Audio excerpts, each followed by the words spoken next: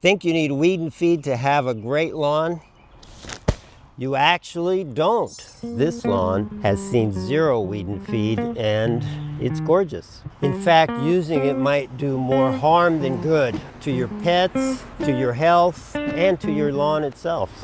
I will break down why not using weed and feed is the best thing for your lawn, what you can use instead, and stick around to the end. I'll share 3 free ways to help you have a beautiful lawn. Broadcasting weed killer while we broadcast fertilizer, it's easy, it's simple, but it's not the right way to do it. I would prefer to carefully select a fertilizer and then carefully select a weed killer based on what weed it is, and in a way that we can limit the use of weed killers. The idea that we're taking weed killers and just throwing them all over the lawn regardless of whether there's weeds there or not, that's an approach that doesn't make sense to me. Why put weed killer on healthy lawn? I'm John Valentino, president of John and Bob's Corporation. This is Chip Valentino, vice president in charge of Healthy Turf.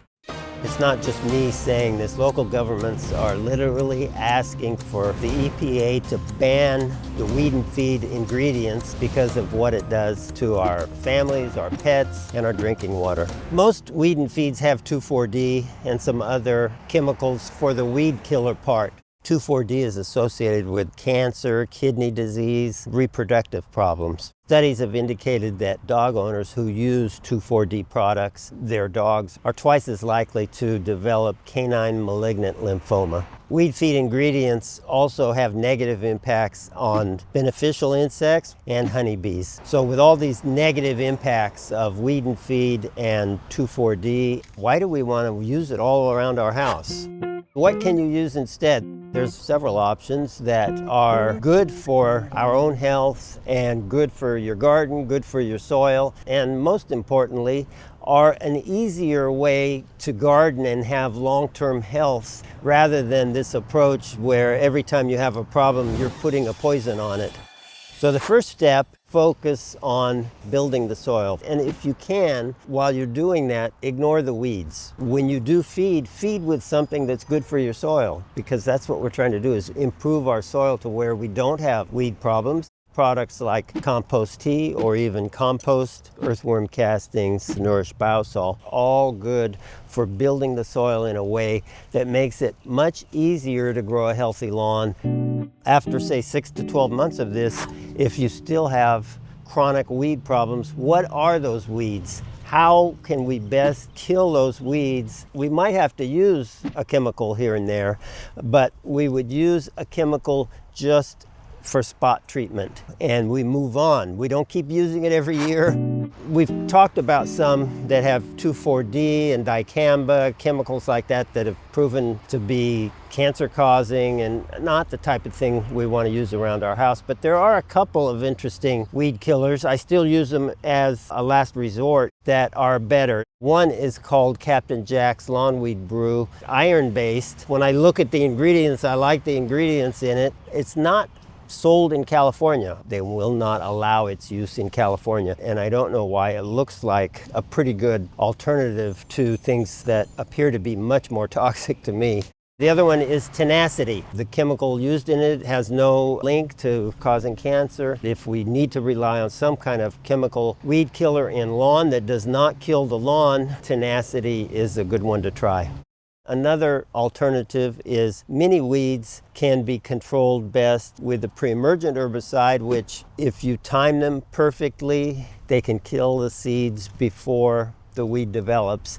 And if you understand that these pre-emergent herbicides are only to be used when really needed, what a lot of companies do and a lot of people that care for their lawn is they use pre-emergent herbicide just by the calendar every year.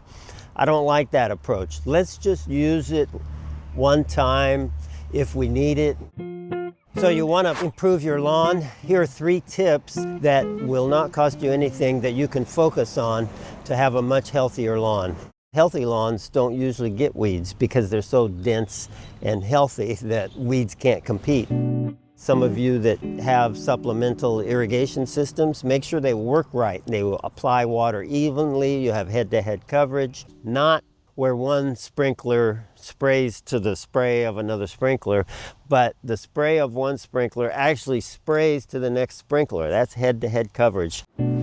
One thing that can improve weed pressures is low mowing, but you only want to do low mowing if you have a lawn that does well with low mowing, like some kind of Bermuda or improved Bermuda. If you have tall fescue or other types of cool season grass, you can't do low mowing, but you can do regular mowing, change the path that you're mowing, and many weeds can't tolerate constant mowing.